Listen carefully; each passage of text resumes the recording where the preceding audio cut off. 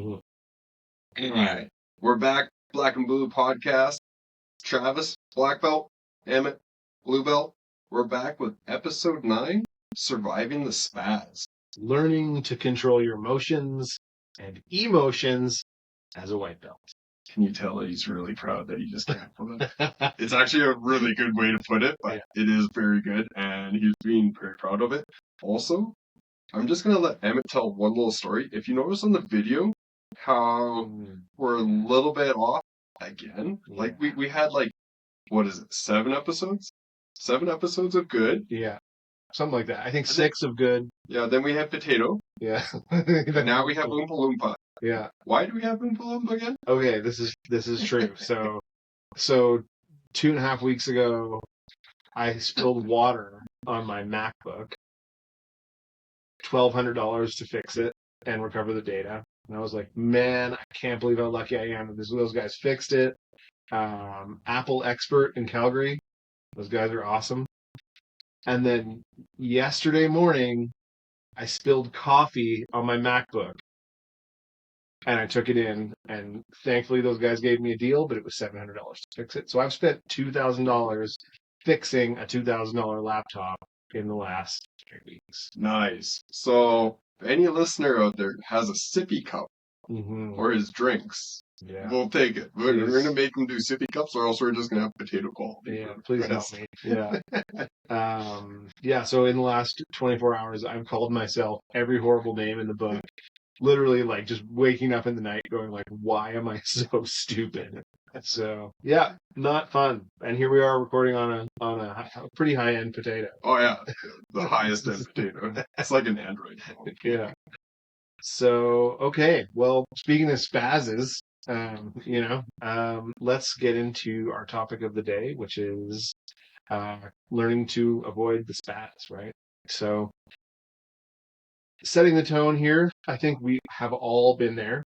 Totally, everyone. And like anyone, unless you're the brand new guy and you're the spazz, maybe you've encountered other spazz, but everyone's been there. Every club's been there. Every instructor has had to go and have the talk with the spazz and be like, hey, just chill out. Yeah. Even as, just a regular blue belt, sometimes, man, you got to pull someone aside and just say, dude, we're not, not setting any records here. Chill out. What? Breathe. All the white belts aren't ADCC champions. And yeah, so, like you said, we've all seen the memes, white belt tornado, all that kind of stuff, white belt tomato.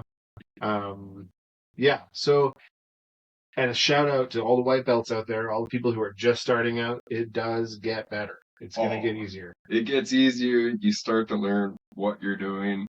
And it's just part of the process. Everyone's like, oh, I hate rolling with them.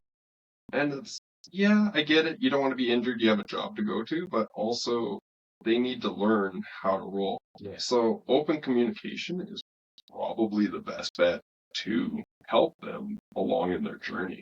Why don't let's define what spazzing is in BJJ. So, do we have an actual definition, or can I just give my long-winded bullshit? Proceed. I have mine, but let's hear it from the black belt.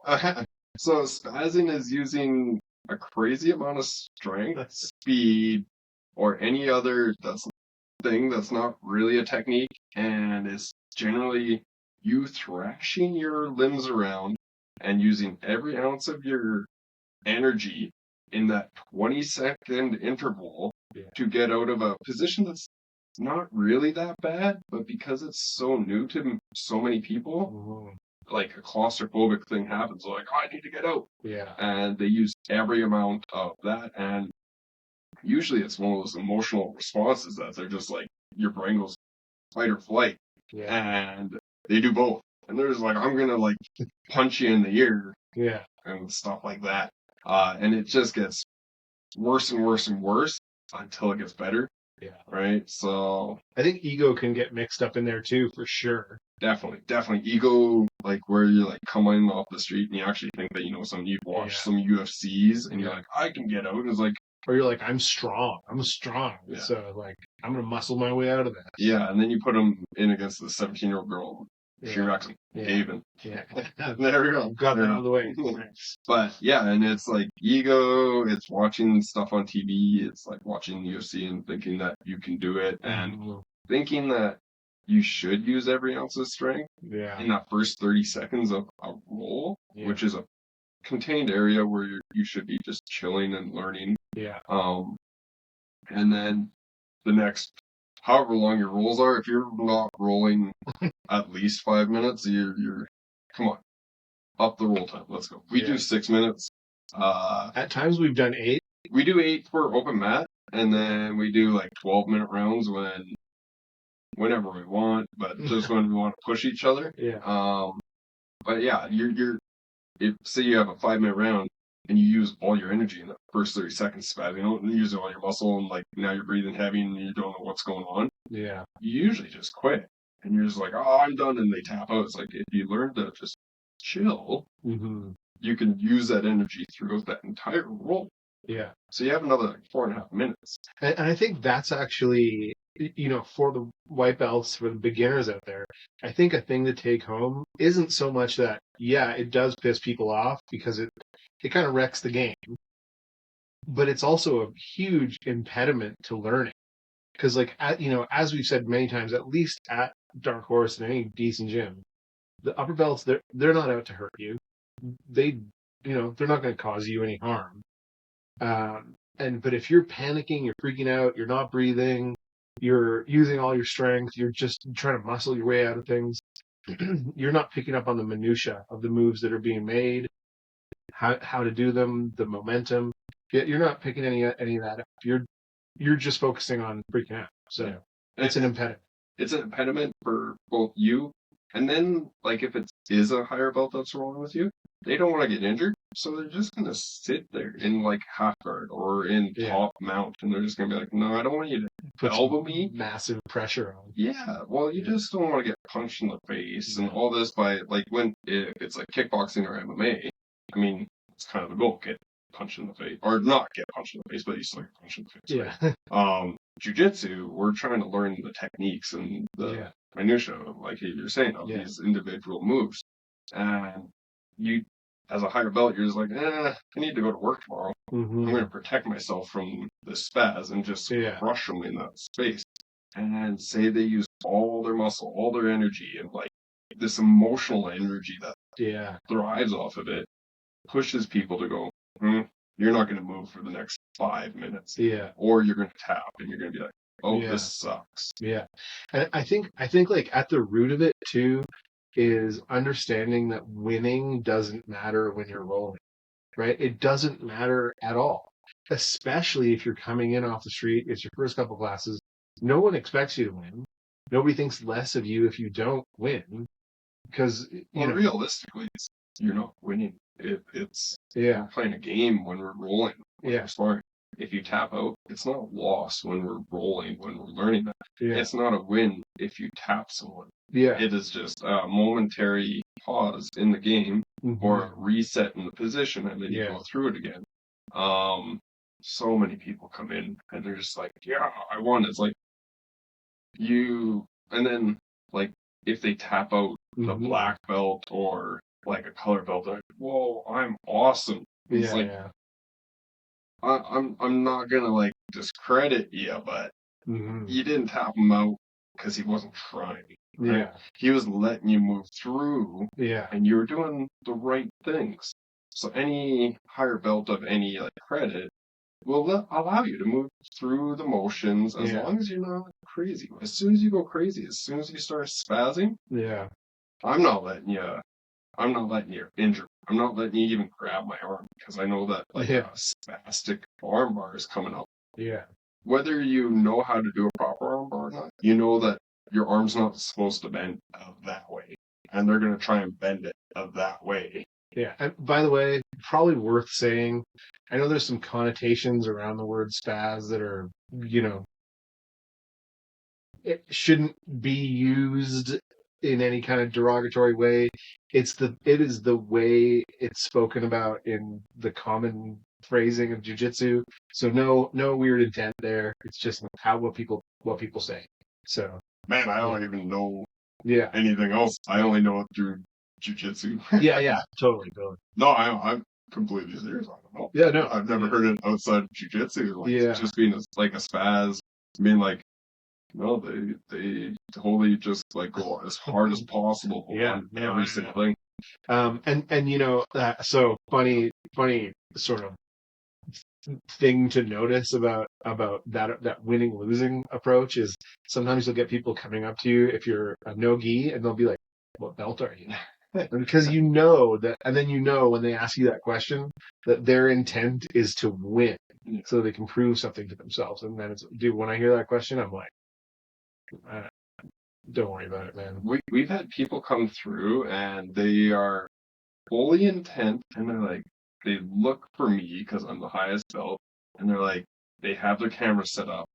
And I was like, I'm not going to be your highlight reel on YouTube. Oh, and I've seen it. I've had it twice where one guy, and then I've also had it where the guy, he's like, yeah, I'm going to have like a film crew come in, and like he's meaning one other guy come in and film his roles. So I was like, oh, who is this guy? And I looked at his Instagram, and all it is him going into these gyms, and he says that he's a white belt. Oh, and he tries to take on like everyone, and he like muscles through, and he's just like a super athletic guy. Yeah. And he just tries to like wreck everyone. He's like, look at this, I'm awesome. It's like, I mean, you can come in, but you're only rolling with me. And if you try any of that shit, I'm gonna wreck you. I'm gonna wreck you hard because I can see through your matches that you're losing in the comp scene, and you're just trying to go in and wreck people when they're just trying to play with you in an open setting. That's like that. Remember that guy, that boxing guy? Yeah. It's exactly like that, and that's what the one guy wanted to do. Dude. And two other guys did. They actually came in and tried that, and it was myself, and we had someone else here who I think was, I can't remember, but I was like, oh, you're gonna have a bad day. Because he tried it, and like, where were they from? One guy was from the States, and the other guy was from out east. Oh man! And I was like, and I just knew it. I just knew it from the energy, and he grabbed one of like the white belts, wrecked them, and I was like, what? Yeah, I was like, okay, we're rolling next. And I went. That's probably one of the only times in my entire like life that I went 100%. I was like, you're not moving. You're not moving anywhere, and I'm going to wreck you with every single submission I know. Yeah. And I just went, like, rear naked choke, arm bars. I just did, like, a kidney crusher kind of thing. Went down, and I just went up, down, and back up. I was like, you ran the gamut? Yeah. I was awesome. Like, you're not doing anything. And then he's like, oh, I can't believe that you caught me in those. I was like, you're not that good. And also, you're not rolling with anyone else but me. And this is going to be the only style of roll that I'll do with you because of what you did to that guy. And now you're going to post that, I guarantee you. And he did. He didn't post anything else, but he posted him wrecking one of our white belts. I was like, good job, buddy. That guy's been training 6 months. Wow. And then he left. He left after our roll. Yeah. I was like, dude, that's part of the deal when you're douchebag. What a loser, man. Yeah. Holy cow. That's crazy. And I mean, that really, Danny. It was Danny. Oh, it was Danny. Danny. He's going to say. Yeah, I sent him over to Danny. Danny. I was like, I gave Danny. There's only been a few times that I've been like, give Danny the go ahead. Yeah. And when Danny wants to go, Danny's good. Yeah. And this was when he was training like 3-4 times a week. Yeah. And I was like, you don't let him do anything. And he's like, boy, he just gets this like shit-eating grin. He's like, oh yeah. And then Danny just wrecked him too. And I was like, and that was when Danny was like, I think he's a blue. Yeah. And just wrecked the guy. I was like, good. And so what, did that guy even have a belt rank or what was it? He competed at blue belt. Okay. Like in his Instagram, that's where he's competing at. Yeah, the rest of his Instagram, like he had his wins. He only ever posted wins, and then he had like, look what I went in and I fought the hardest guy and I beat him. It was like, and then I commented, he's a 6-month white belt. Like, that's not nothing. And then I was like, and then he blocked me and I was like, whatever, dude. Then I commented from the club agent that he walked out. I was like, there we go. People are insane, man. Like, I think the other thing is, like, not to get too far off the Spazz topic here, but like, people don't, you and I have both in different ways, like, followed or been involved in martial arts since we were super young, and like, um, I think like I've always been really aware of the kind of the ethos of martial arts, where it's like about honor, respect, tradition, shared knowledge and stuff like that. And it's like there's a lot of people out there who just skip right by that, and they're like, I want to break someone's arm. Oh, it happens, and I know like our club isn't really like traditional in a lot of senses, but we do have like the pass it down, of like, course, trickle down of knowledge, and like anything that I have, and I don't hold secrets. I actually want all my students and anyone that drops in. Yeah. Like when people drop in, like I show like my best stuff to them because I'm like, learn it. Then later on, I'm not able to use that same thing against you. I have to adapt my game. I'm never going to hold secrets. Yeah. And I don't think like you need to have the trappings of like traditional martial arts. Like, you don't have to have swords on the wall or like. Put swords on the wall. I mean, I'm down with swords on the wall. Don't get me wrong, but like, you don't have to have the trappings of it. As long as there's honor, respect, all that good stuff. Big picture of myself. A big picture of yourself. Bow to. Yeah, totally. And a big picture of you for the Emmett show. Yeah, for the Emmett show. Yeah. That all our viewers will bow to when they start listening. Like, oh, I mean, I think it's well earned. Justified. Totally justified. Yeah. But I think like to bring it back to the topic at hand, it's like spazzing out. I think in part comes from this like notion, whether it's conscious or subconscious, that I have to win. But really, especially if you're a white belt, you're here to learn. Nobody cares if you win. Nobody expects you to win. We're here to help you learn. So calm down. Nope. Yeah. Learn to breathe. Learn to breathe. Like that. That is like one of the easier ways to tell someone like you tell them to slow down, they don't understand what that means. Yeah. And they don't. And so I've gotten away from like slow down. I actually go up to them and like on the shoulder, like when I see them rolling with someone, I'm like, I go up to them, I'm like, let's calm it down a little bit and let's breathe as we're doing these. And then you hear this kind of thing like I can breathe now. It's like, dude, just let's chill out. Yeah. And we're gonna move through the movements just a little bit slower. Yeah. And I think just that little change rather than just being like slow down. Yeah. Kind of thing from like across the mat that nobody knows what the hell is going on. And just going up to them and being like, hey, but let's just calm down and let's breathe. Yeah. And they're like, oh, I can actually breathe right now. Yeah. And it kind of slows it down. For the most part, I gotta say, like, women, easiest ones to be like, hey, just let's go a little bit slower. Let's calm down a little bit. Like in these, when they're with men, when women roll with women and like there's something going on there, it generally tends to amp up a little bit quicker. Oh, really? Interesting. I was gonna say sometimes. I think women in general, and I know this is a generalization, I'm gonna get in trouble for it somehow, but it's a compliment, it's a positive thing.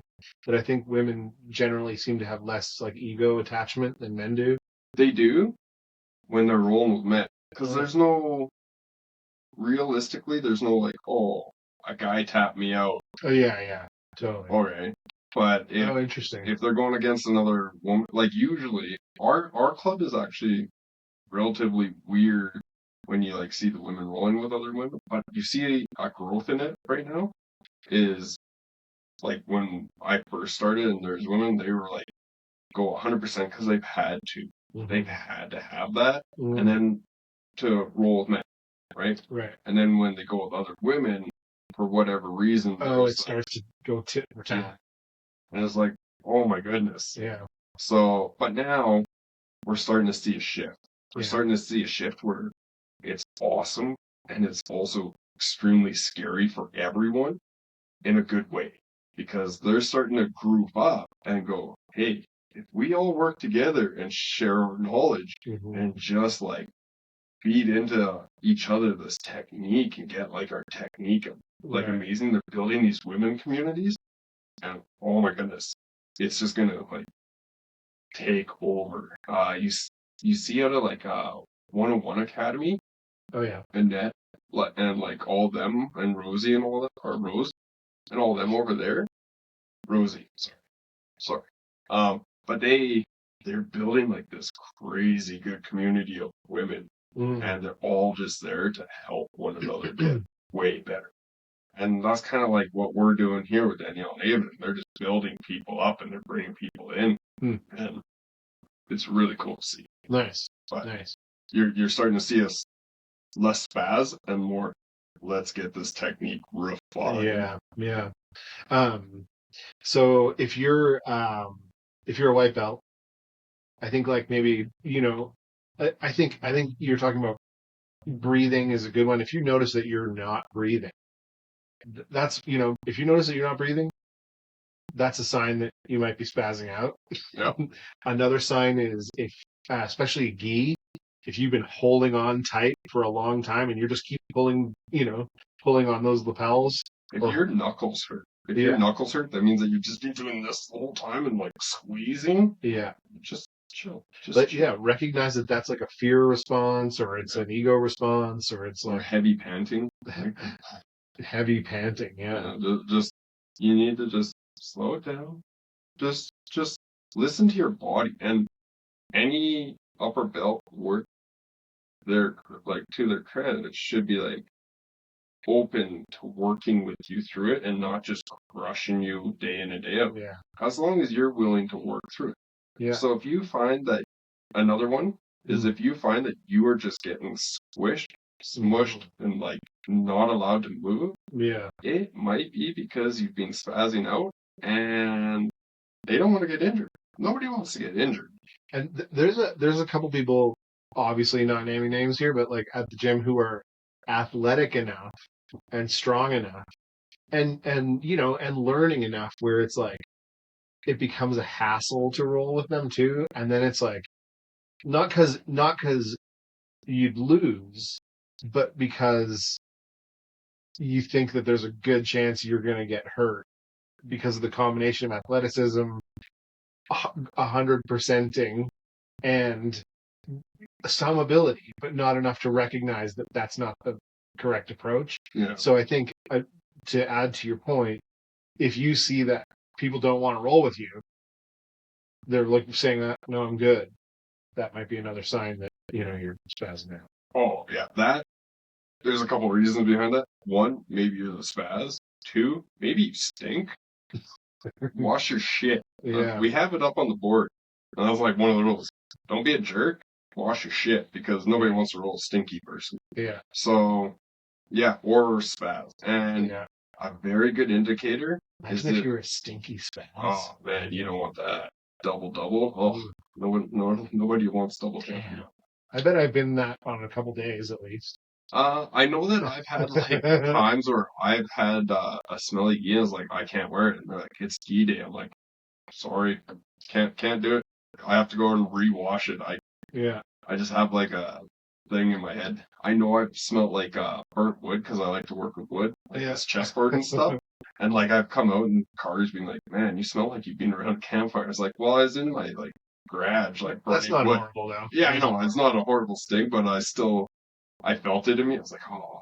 Yeah. But that stuff doesn't like just wash off in the shower. It comes out of your pores, so you have to sweat it out. Yeah. Unfortunately.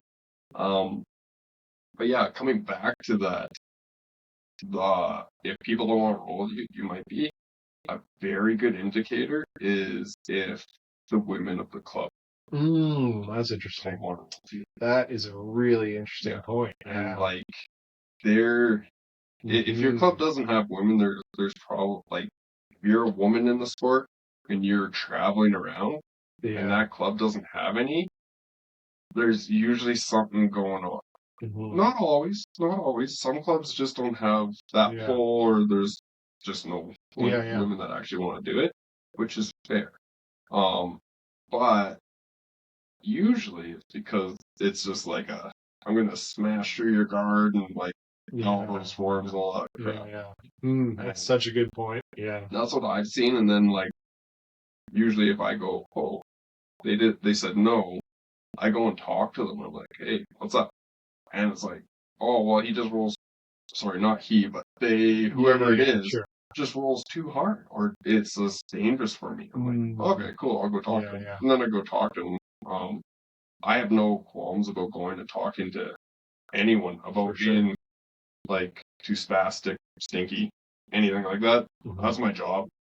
As an owner instructor, I'm like, nah, you're not getting away with that. Yeah. Whereas for whatever reason, people like kind of shy away from it or don't even go and talk. I'm like, nah, not here. I think like speaking for myself as a blue belt, my role on the show is, there's a couple guys who are not that far behind me, but who are still doing that. And sometimes I kind of feel like, who am I to tell that guy what to do? I'll just avoid him, So I think that's why these types of guidelines are good to hear, because then it's, you don't really, it's hard. It's hard to tell someone they're stinky. Oh, it's like, especially if, as the owner, it's probably a bit of a different owner and black belt, probably a bit of a different dynamic. Black belt. Yeah, black belt. You know what? On that, I'm supposed to get my first stripe. Oh. Yeah. Drew let me know. He's like, yeah, you're coming up to that. I was like, oh, wow. I beat a black belt for 3 years. That's insane. That's awesome. I didn't know. That's not going to be a surprise, but no, that's awesome. I'm going to make him put it on like my belt that has the orange bar, not the red bar. Just be like, kind of. Nice. That's sweet, man. That's awesome. Yeah, I didn't know. That's great. I didn't Congratulations. know. He messaged me. He's like, yeah, we're going to set up a seminar, and yeah, you've come up for your stripe. I was like, oh yeah, it's no longer a surprise. It's just by time, right? Yeah. Oh, it's by time. I didn't know. Yeah, so okay. 3 years for your first one. Oh, I didn't know. I don't know anything beyond that. I don't keep track. So once you get that, you're probably going to start feeling a little more generous with stripes. No, I'm going to actually be even worse. And to most people, I get one, you get -1. Because your stripes have to combine into my stripe. Oh, you're eating the stripes. Yeah. I think that's how it works. I think so. I'll talk to other black belts. I'll be like, hey, how does this work? Find out. Because people are asking. Yeah. People want to know. And there could be like a 15-stripe blue belt because we can't change the podcast. I know, yeah. I'll just be like wrecking people in blue belt competitions in like 6 years. How long have you been a blue belt? 10 years. Oh, you must not train that often. 5 times a week. I'm 80. So, okay, getting back to spazzing now here. I think, an important thing to identify is that beyond pissing people off, you're actually taking on some risk. You're injuring yourself, injuring your partner. If you're posting weird or you're, all kinds of flailing around, I think injury becomes a lot more possible. And this can kind of come back to our club because we are leg lock heavy. If you spaz out of a leg lock, oh yeah, very high potential for blowing out your knee or ankle or whatever it is. Yeah. If you try and like spaz out of an arm bar, same thing. Very high potential for like injuring yourself without the partner doing anything, just holding and being like, I have this arm bar, and then you start to do something and it like tweaks your own arm. And it's like, it's not really their fault. Yeah. And again, I guess we can go back into it where if you're spazzing out and you're not understanding that you're pretty much dead to rights, like they have that arm bar, they have that like heel or whatever it is. Yeah. You're generally not heel hooking spazzy people because well, they're new. Yeah, well, I do. I know. I'm going to do it to like teenagers. I'm going to say, hey, look at this dude. Totally. But like with people that are just coming into it, and you're like, you have that, I've seen it on our mats, where a person's been in an armbar and they're just trying to like spaz out, and then they injure themselves. I'm like, and like the guy feels super bad. I'm like, it wasn't really your fault. Like looking at the footage or looking at whatever, or just watching. Like it wasn't your fault. It was because they just did a super weird move because totally, or they just stayed there and they didn't understand what was going on. We do a catch and release. We're pretty good about that. Like where you have an arm bar. Yeah. And if they don't know what they're in or they don't want to attack, you just let it go. You're just like, it's not that big of a thing. But when you're just starting out and you're like that 3-stripe white belt, you're like, oh, I have an arm bar. Oh, I yeah. actually got it. Yeah. And then someone spazzes out on you and you're just like, oh, shit. And like it pops. Excuse me. You're just like, oh. Yeah. And like you feel bad. But realistically, if they would have slowed it down, they would have been like, oh, I'm cooked. Yeah. I'm going to tap. We can reset that. I think like, where my mind goes with that is I always try to look for like metaphors or equivalents in other things. And it's like, oh, we're going back to the piano? No. Oh. No. What I want to say is the loop. It's always back to the loop. The French horn. Can we call a move the French horn? We can find one. Yeah. What was that one that you said tonight? That the Scorpion Death Lock? The one that you said you'd never seen someone else do it. That leg lock from. I don't even have a name for it. French horn. French horn done. Boom. All right. We'll tell the rest of the crew that this stupid leg lock. You gotta blow the toe. Yeah. Wow. Toe blowing. I'm gonna have to like put a disclaimer. Yes. Gross. French horn. The French horn, yeah. But what I was gonna say is like, there's not really a situation in life or in any sport where panicking is gonna help. There's just not a situation where panicking helps. Like, I'm a terrible kayaker, but I know one thing, which is if you turn over and you immediately start panicking because you need air, you're coming out, you're going to swim, it's going to suck. But if you don't panic and you try and, roll, you're going to at least give yourself a chance to get back up. Sure. Again, I suck at kayaking, but pick a situation in life, panicking doesn't help. So, I mean, if you panic in like a social situation where you're just like, I don't want to be here. Yeah. You can panic your way out. Sure. Yeah. And I've probably done that. I've probably done just the Irish exit. You're just like, nobody's looking. Jump through a window. What the hell is Emmett doing? You were right, panicking hell. Panicking. But like, especially when like, and I think the comparison I'm drawing there to kayaking is like, it's actually about breath, right? It's like, okay, I can't breathe right now, but the last thing I should be doing is panicking. Getting that puff of straight water into the lungs. That's horrible. Yeah, that's how it feels being crushed by you sometimes. Like I'm breathing water, but yeah, it's the mother smoke just on. It's it's awesome, but it's also like it's double-edged sword because it sucks, but it's funny and awesome. How I feel like every time we roll it, I can anticipate things enough that I know it's coming, and then we start laughing. But then I start running out of breath because I'm laughing. And then it's like, oh, this sucks, but it's so funny. Oh man, I was rolling with one of our guys, and he's like decent white belt, and so I had his back. And then I handcuffed his arm behind him. Yeah. And then I handcuffed his other arm in front of him down by his belly button. Yeah.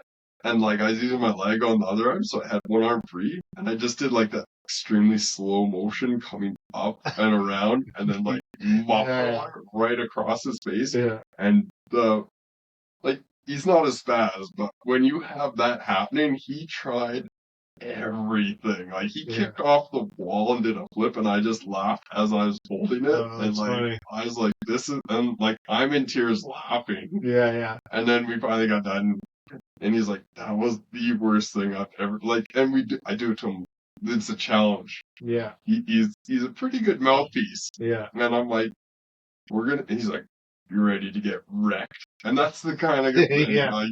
That was Danny. If you did that to Danny, like I'd be like, "Okay, Danny, time to get yours." You know, he'd be like, "Oh, I'm just kidding." Yeah, and that's what I do.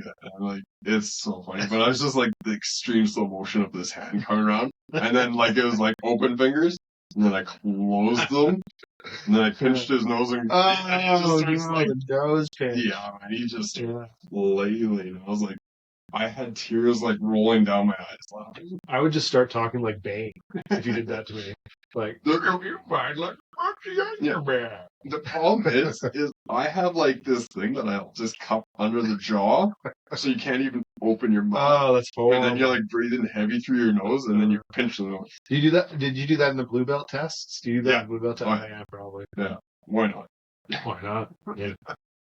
Oh man. If you're gonna spaz, that's the time that you're gonna panic spaz. Yeah. And I want to make sure that my blue belts, well, they're gonna do it, but in a controlled way. Yeah. Do other clubs do the blue belt test the way we do the blue belt test? So some of them do. I know that like ours is a variation of Champions Creed because that's who we used to be under. Yeah. And I kind of borrowed it from them, but it's evolved quite a bit since then. Like I like to take out moves, put in moves, add little variables kind of thing. But some do. Yeah. Some just make you roll for like 2 hours and then beat you with the belt kind of thing. Yeah, there's a bunch of weird like things, and then some you're just like you did good in a tournament, you get a blue belt. Right. But you know, I think you make an interesting point there about overcoming the spaz is actually a huge milestone that, correct me if I'm wrong, it is a milestone and a component of earning your blue belt. Is where it's like, okay, you know, I can be crushing this guy or person. I can be crushing this person. They can be in a bad situation and they're still breathing and they're still looking for a way out. They're still using their brain and not freaking out. Like that's a big milestone for us for sure. Yeah. It's being able to survive. Yeah, big one. Knowing at least the fundamental moves, which is like the curriculum that we have, and then not freaking out when putting pressure. And that's why we do the pressure test at the end, where you roll with all the higher belts. Right. And we put you through that, and you're dead tired. You want to puke. You want to quit. Yeah. If you quit, you're not getting it. Yeah. If you puke, I don't care. Go puke. As long as you come back on, you're good. No one's ever quit, right? No. Yeah. I won't let you do the test. Yeah, if there's an even inkling of it. Yeah, and there's we had one that was like kind of on the fence, but then I had other like blue belts rolling with them, and they're like, you know what, they deserve it. And I was like, you know what, I take everyone's opinion into consideration. I was like, okay, I'll roll with them a couple times. They quit. Oh, really? Yeah, they're not going to get. And to their credit, they didn't quit. They were like, "Oh, I'm so tired." I'm like, "Okay, keep going. Yeah, I don't care. Yeah. The test is going to be way worse." Was that me? I don't know. And that's why I'm being ambiguous about it. I'm not letting this guy know. I'm so tired and hungry. Yeah. Can I just get a cheeseburger, please? But you know, I think too, and I don't know. Let me know if I'm being too like poetic about this, but I feel like getting there is also symbolic of the fact that now you're actually ready to learn.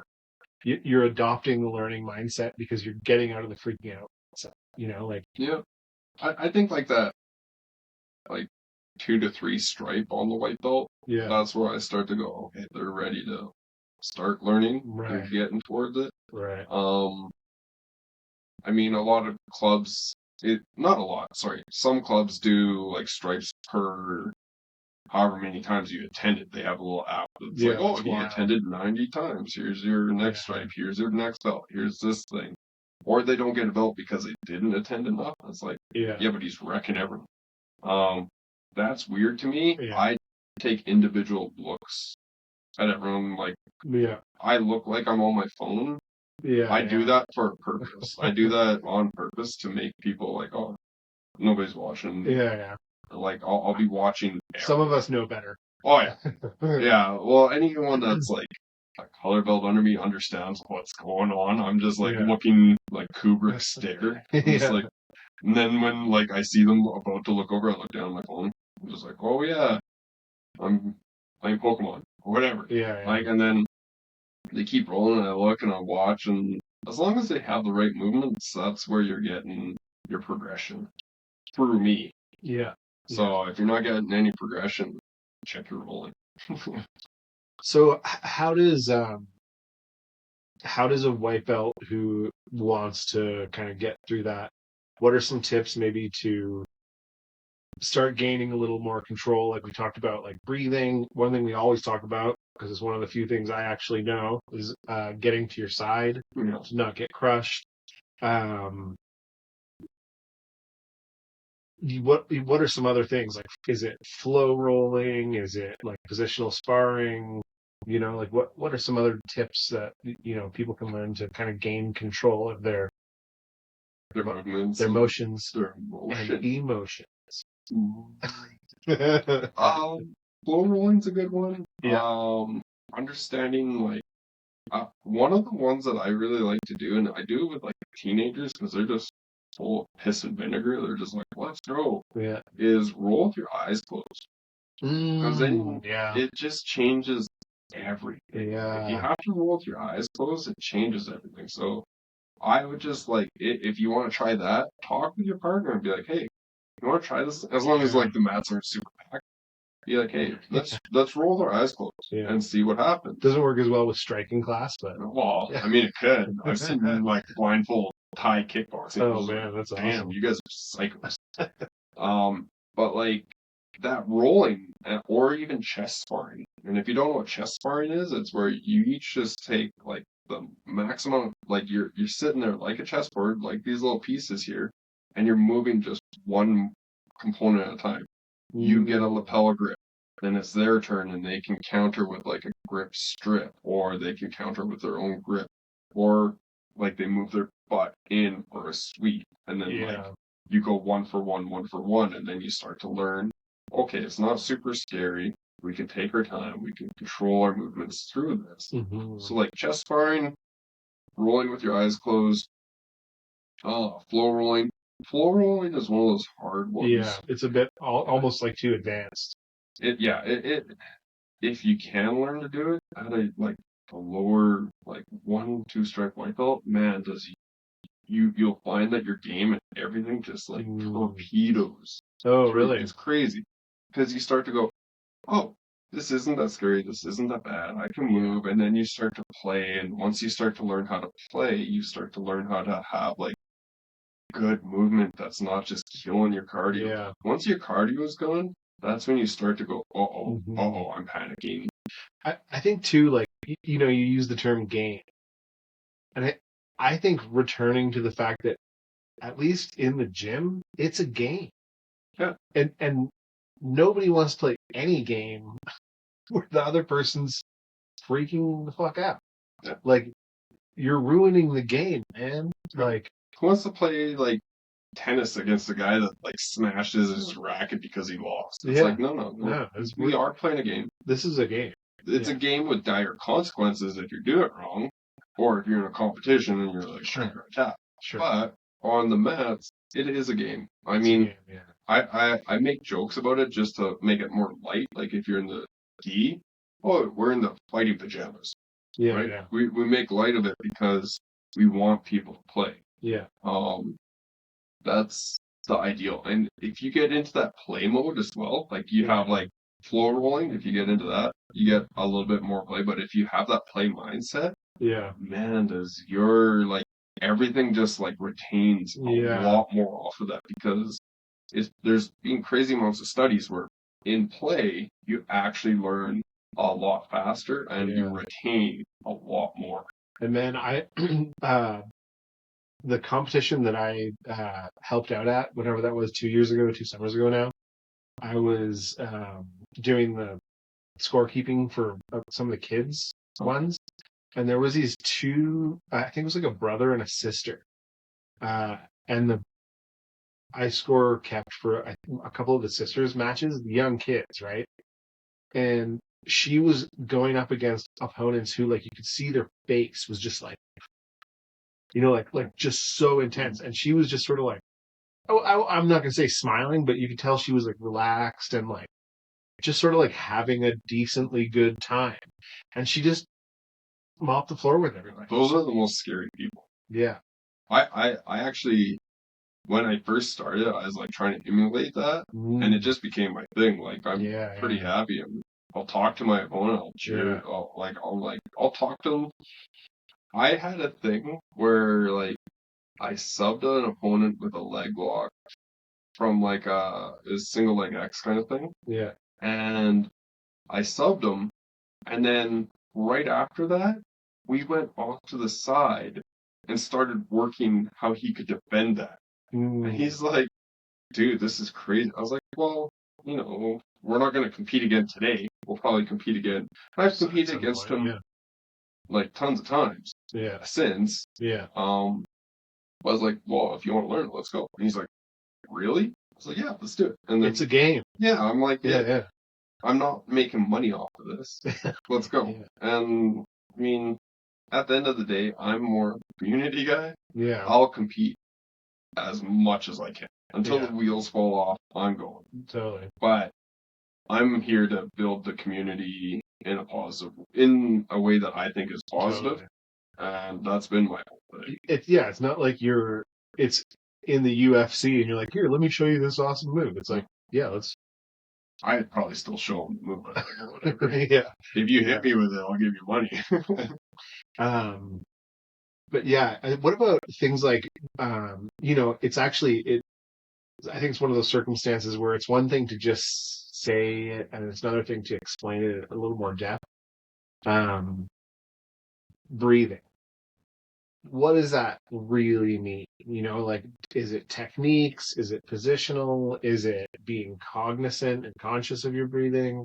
What does it mean when you tell someone to breathe?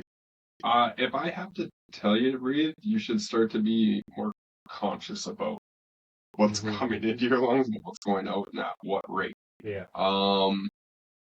Realistic. As I take a big He's so nervous. Yeah.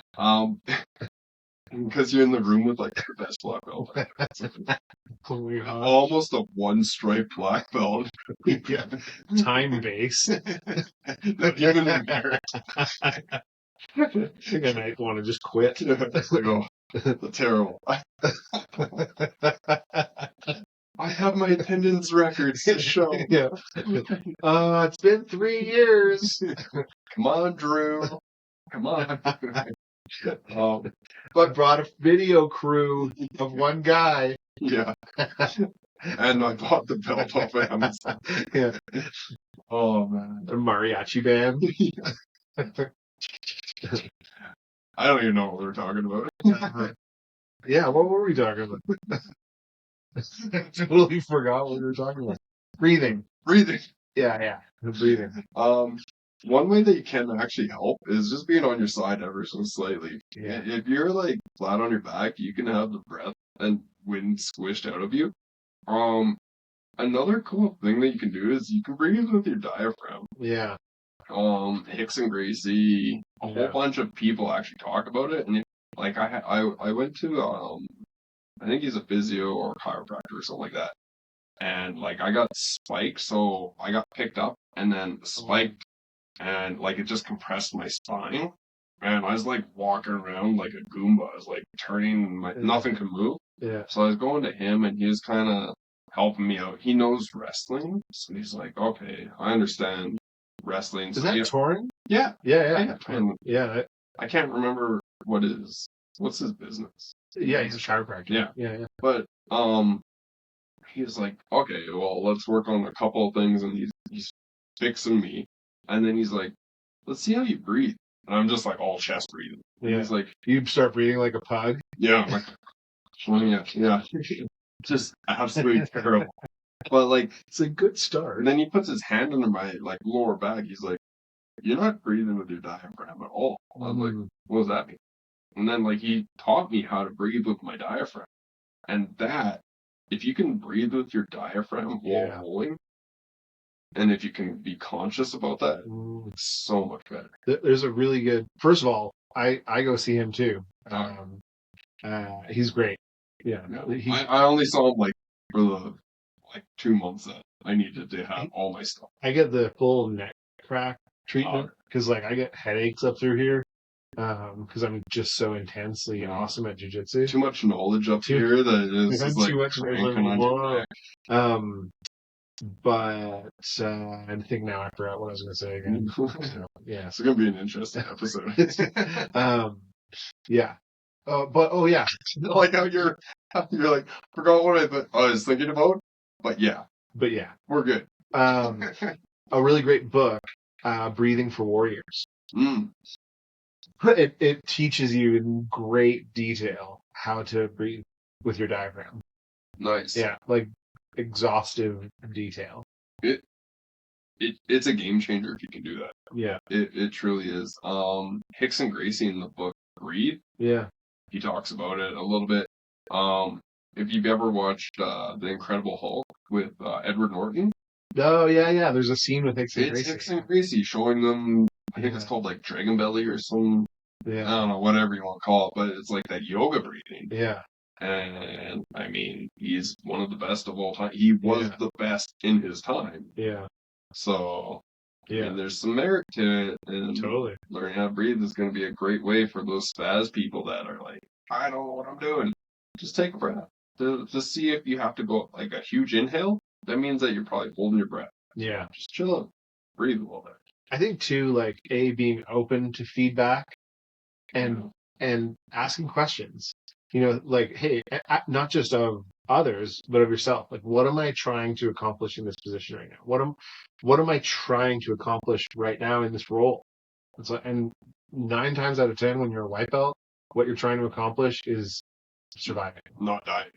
Yeah. Am I breathing? Like, it helps to have a goal.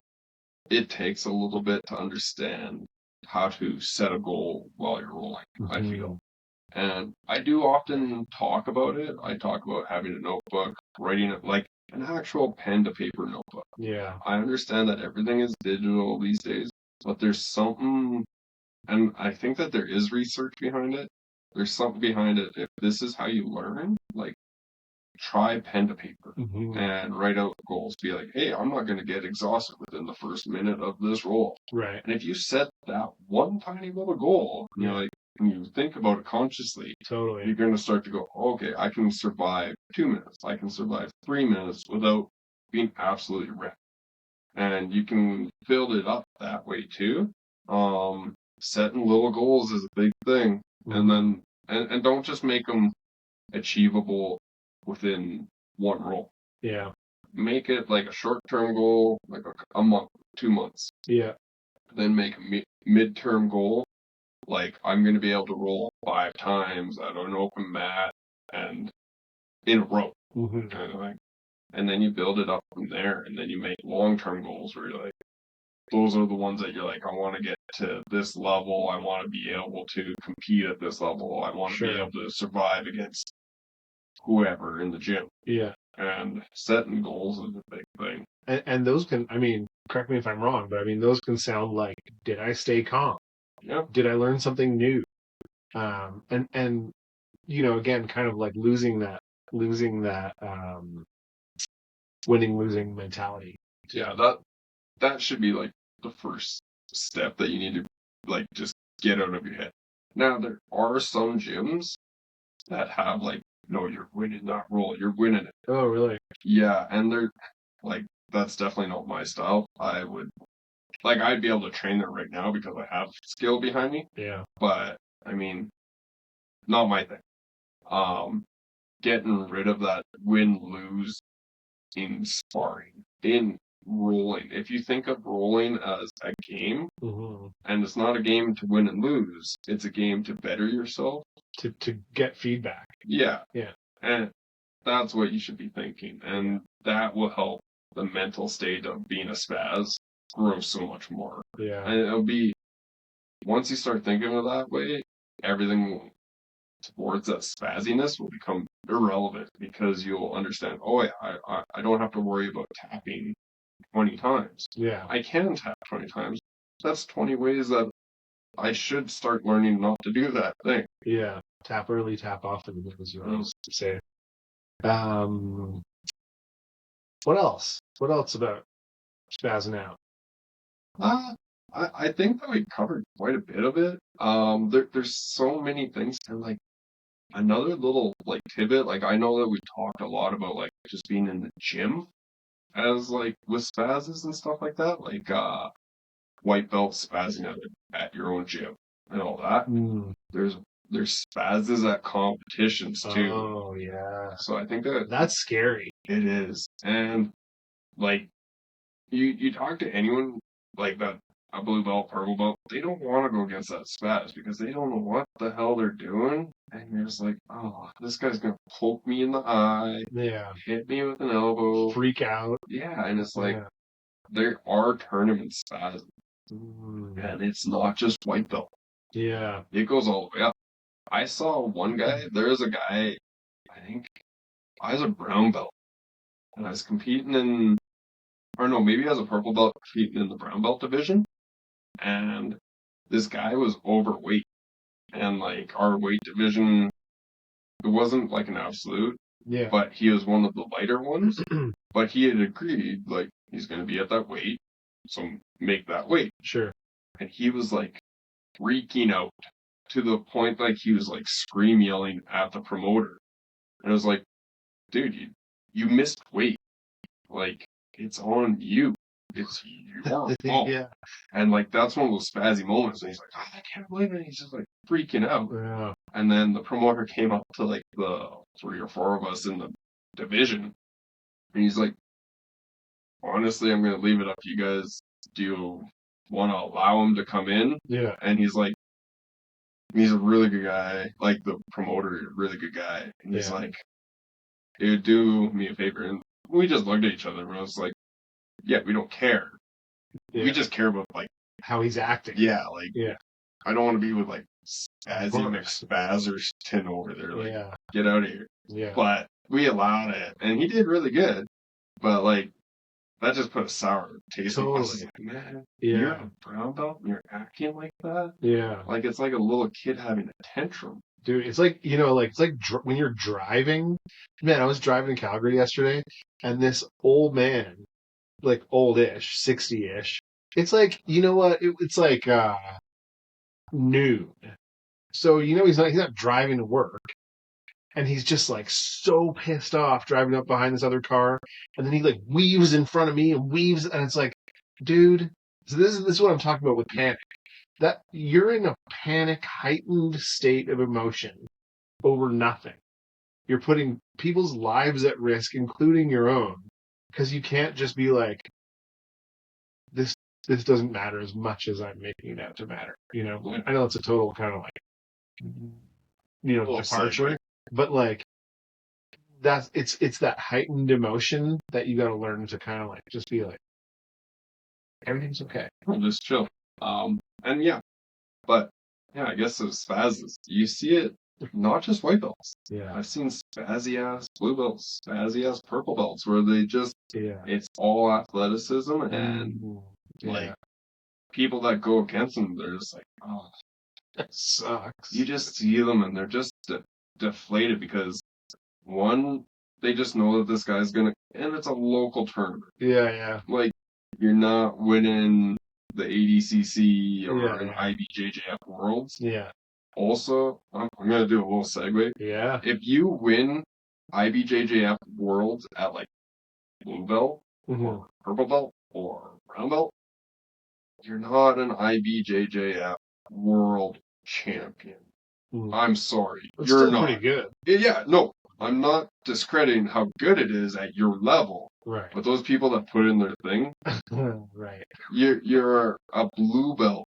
Right. Like at least be putting in the proper thing. You're a blue belt world champion. You're not a IBJJF world champion. Right. You're a blue belt world champion. Right. Like be honest with yourselves.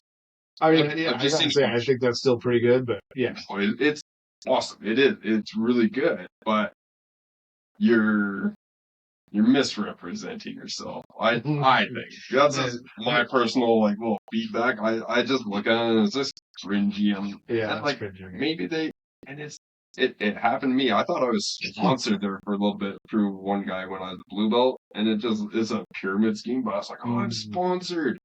I was like, oh no, I wasn't. I was part of this pyramid scheme, but I did get a couple free rash guards, so I was like, yeah, I'll take it.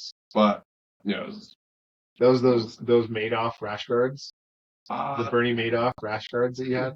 that was it was P for P. So Dan, Okay. I have one, and Dan has one of the original. I think Carter has his like brown one too. Oh, okay. But like super old school. Like I got it as a blue belt. Okay. Yeah. I don't have too much else to say about spazzing out. I do have another scrap story. If you want to get into that, this is a kind of a crazy one in which I play no heroic role, but it's a funny one. It's a crazy one. Nice. Do you want to get into that? Yeah, Anything else to cap it off with Spazz now? I think just chill. Like you're like there and like at all levels in the gym. Just learn to breathe, learn to have fun, play around, learn to play. Yeah. If your gym can allow you to play, you might need to like check your gym. Yeah. Some are super uber like level gyms. Yeah. Where if that's where you want to be, cool. They don't know what to do with spasm. They're just gonna beat the shit out of you forever, and then you might like build yourself up out of that, or you might just quit forever. And that's the kind of gym that they're gonna do. If you're in mine, chill out. Just we're playing a game. Yeah. And if you want to compete, we compete with some of the best in Alberta. Mm-hmm. But we compete while having fun. You should have fun while you do it. You're paying to do this. Yeah. If you're competing, and I mean, you look around and you see these guys just roll their eyes when you're like doing your like shadow boxing and bullshit in the bullpen, or you're running back and forth. There's a guy at sub ace that was like running. I don't know why. He's just running back and forth on these warm movements. I'm like, dude, piss off. Like, I'm here stretching. Yeah. Piss off. Like, go run outside. And like, he'd go in between his matches. He's you're wrecking the vibe. Yeah, you're the worst human being. Like, a little chill. Like, it's not little. Sub ace is a good tournament. But it's middle of Alberta. Totally. You're not at ADCC. You're not at World Black Belt. Just chill. Like headphones on. Yeah, and I've seen it the entire time, like individual people, and I'm just like, oh, yeah. And I think like crazy. It's kind of comes down to main character syndrome thing too, where it's like you said, like, oh, I'm the blue belt world champ. Like, no, they're the world champ. They're the world champ. Yeah. But like, white belt. Yeah. Yeah. Yeah. That's funny. Yeah, that's all I gotta say. Like, just don't be that guy. You don't want to be that guy. You don't want to be known as that guy, especially in a small community. Oh man. Everybody knows who you are. Yeah. Nobody wants to roll with you. Nobody, like, you're the kind of guy that's only gonna do open mats at your gym because nobody else around wants you there. Oh yeah. Yeah. That's horrible. So I think, like, for me, adopting a learning mindset, like you said, realizing it's a game, leaving ego behind, and just tap early, tap often, and understand that tapping is feedback. It's not losing. It's not losing. Yeah. Learn to breathe. And learn to breathe. Yeah. Breathe with your diaphragm. Breathe with your diaphragm. And if you don't know how, there's books. Yeah. Let's jump in it. The scrap story? Yeah. Okay. So this is probably 15 years ago, maybe a little bit longer. I'm at a bar in Vancouver, the Anza Club. Goodness, another Vancouver. This is the Anza Club, and so it's like the Australia-New Zealand social club. It's like in a basement in a neighborhood, and it was an awesome place. It got pretty wild in there, and so I'm in there, and I had a girlfriend at the time who, like, we're just kind of like milling around. Everyone's milling around because we knew most of the people in there. And she walks by this guy who's like kind of leaning up against the bar, and he says something to her, and she's like, "No, no, thanks, man. You know, like not interested." And then I'm just being nice because I'd had many beers, and I'm like, "How's it going, man?" And he was just like fuck off or something, and I'm like, okay, whatever. Off I will fuck. Off I go fucking then, sir. Yeah. And then like, and there's a pool table. I gotta mention there's a pool table there. And and then he's kind of like almost not even as far away as like where you are. And a buddy of mine, but now he's kind of moved away from the bar. And a buddy of mine, who's wearing cowboy boots and a cowboy hat, is like now leaning against the bar. And I've had many drinks, so I'm like pretty oblivious to what's going on. And then all of a sudden, I look over, and that guy, the original guy who kind of like started talking to me, I see that he has a pool ball in a sock, and he's going like this, and he's about to whack me with it. And then I see my buddy's foot, cowboy booted foot, come up in between that guy's legs from behind and just boot him in the nuts as hard as he could.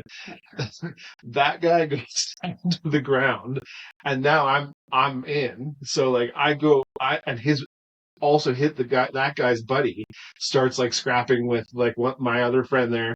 But I go down to like, I'm just get on top of this guy, and I'm just gonna headbutt him in the face. So I take my head back like this, and then so we knew these two guys in Vancouver who were both, I think, I forget how tall they were, but they were over 7 feet. And I just feel this giant hand go like this, and I'm just going like trying to headbutt this guy. This guy's giant hand is on my head like this, and he kind of pulls me off, and the cops came, and like they totally like just pulled everyone apart.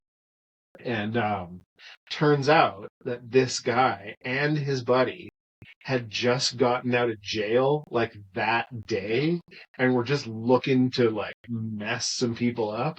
Well, But like had that guy Scott not kicked this guy in the nuts, I would have got a pool ball to the face. dude, that's a serious damage. That's like brain damage, dude. Who just has a pool ball? Well, yeah, I don't know how that he like must have He pulled. just takes off his shoe. Must have taken off his grabs shoe. his Who sock. knows? Yeah, like It is an actual, like a legit weapon that I've seen people just put in their back pocket. yeah, that's Yeah, wild. Like, yeah, I'll have to come into some crazy stories of like shit I've seen. Yeah, It's that's crazy. wild, man. And like, to be honest, I don't remember if there must have been a pool table, but it could have also just been like he had a pool ball in his sock in his pocket, I guess. Yeah, Like, there's potential for it. I've seen it. I've seen like a roll of dimes and stuff get smashed. Man. Yeah. Yeah. Well, side note, have you ever been hit by a pool cue? No. No, those hurt. They're I'll give you the whole insight. They're not fun. They don't feel nice. That's interesting.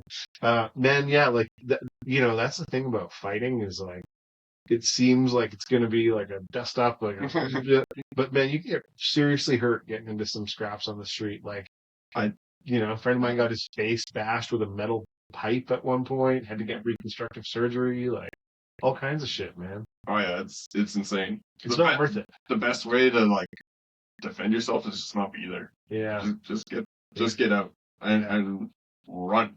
You're not Achilles. You're not taking on an army. You're getting wrecked, or something's gonna happen. Yeah. Right? That's what's in my mind. Like I've been through enough fights in my life where I think the only maybe a handful have been one-on-one.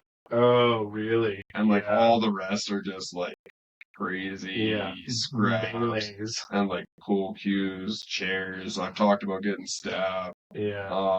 I think I only told the one story. Yeah. Well, hey, we got we'll tell a fight story in another one. Okay. Yeah. I got it. That one's. If you thought the first one was like Oh crazy. man, I'm gonna tune into the next episode. Yeah, that one's actually even worse. There's a lot of stuff that went down in that one. And then like just hockey fights. Hockey fights are easy because it's just one-on-one. You grab the guy's jersey and you just start punching each other in the face. It's awesome. It's like no, and actually there's not no technique. There's some technique. Dude, there's and if you're good at it, you're really good at it. A lot of people just go, oh, it's just hockey, but you just grab and start punching. Like we make fun of it, but when I shoot, I'm right-handed. Right. When I fight, I'm left-handed. Oh, really? So I fight out of a southpaw stance. Oh, interesting. So I had this thing, which was to my advantage. I would, like most people are right-handed. So they grab with their left and punch with their right. Yeah. I would go in and I'd look like a orthodox fighter, right-handed fighter. Yeah. And I would reach with a punch with my right hand, grab, and then just start walloping with my left. Right. And my left hand I'm really accurate with my left hand. Yeah. I'm probably more powerful with my right. So you're basically kind of framing within their arms and just getting the inside position. Yeah, and I just step in, grab, and now I have the advantage of inside position. I would like I don't know what it's called now, but back when I was playing midget hockey. Yeah. So like 17, 18-year-olds, and I just I wallop so many people using that technique.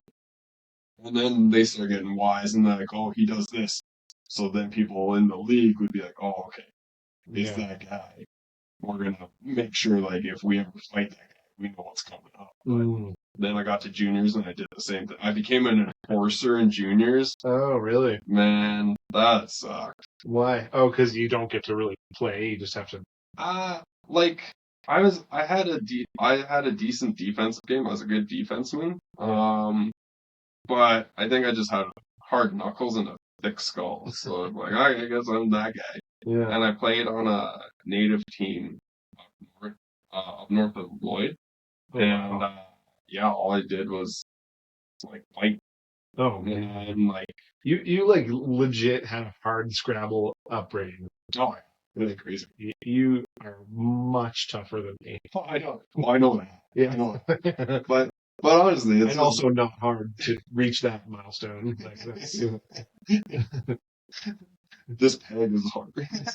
Yeah, I drink tea with my pinky out. So, but yeah, it's just like my role is I'm just good at it. I'm sure that there's a crazy amount of concussions that came from it, but I was good at it. Yeah. I remember coming back to college one day because I was in college, going to be a teacher. And I had to go in and teach like the kindergarten and grade 1 class, a phys ed class. Yeah. And you're just punching them in the face. No, it was like the day after one of our games. So I walk in and I just have like this giant black eye and like a busted lip. I'm like, okay, kids, now we're gonna play dodgeball. And it's just like, and like all the teachers were like, that guy can't do this. No. Oh, man. And I was like, this might not be for you. What'd you fucking say? Yeah, I was like, what? But yeah, that was mine. Oh, man. Yeah, but, like, as much as it's awesome to learn jiu-jitsu and, like, learn martial arts, I feel like, we probably talked about this on the show before, but, like, I feel like the more you learn, the more you're like, dude, I'm never getting into a street fight. That's why most martial artists aren't getting in it, because they want to train the next day. Yeah. And if you get into a bar fight, you have to be a special kind of stupid or like ego. You have to be like, oh, I'm the biggest guy that knows this stuff and go in and get a bar fight. Yeah. Whereas if I'm in a bar, I'm looking around for every exit. I'm looking around for things to put in between myself and anyone else. And then I'm like, I am out of there. Yeah. Yeah. I'm not of that life anymore. Yeah. I've been too many times. And like even not having had a very hard Scrabble upbringing, but having been in many, many bars and being very stupid young man, drunk and like, ego driven and all that, like I feel lucky to never have really had a bad injury or like been stabbed or like, it's like, man, being a young man, you're lucky to get out of that shit in one piece. Like, Oh yeah. you know, I'm surprised I'm here. yeah, Like, my wife is like, I don't know how you made us. I yeah. don't know. Like, I remember going over, I listed off all the bones I've broken in my life. And she's like, when are we, like, are we still going? I'm like, oh yeah. So that was like when I was a kid. So then when I became a teenager, she's like, what? That was 0 to 3 months. Yeah. And then, like, you're like, what's it, Mr. Glass? Yeah, man. But it's not like brittle bones. This is Yeah. Oh, doing man. crazy shit. Oh man, that sucks. I broke my pinky once from drinking a tea that was too heavy. You hit it on the table? Yeah. You're like, owie. I need a splint. Yeah. So I think that's about it for surviving the spaz. Should I say the tagline one more time? Yeah, let's go. What was it? Managing your emotions and emotions as one. Yeah. Well, I'm going to throw that on the tagline anyways. And also, we're just going to give him a little bit more shame. Sorry about the video. Thank you for sticking around this long. Yeah. We do have some things in store for you for the next one. And we also have a kind of couple of cool shoutouts. One, Defending Awesome for the sweet ass hats. And yeah, we possibly have someone giving us some merch for the next one. So stick around, see what we have cooked up. Very exciting. Very exciting. So I guess other than that, we'll catch you on the flip side. Yeah. Thanks for listening. Thanks for watching, and see you next time.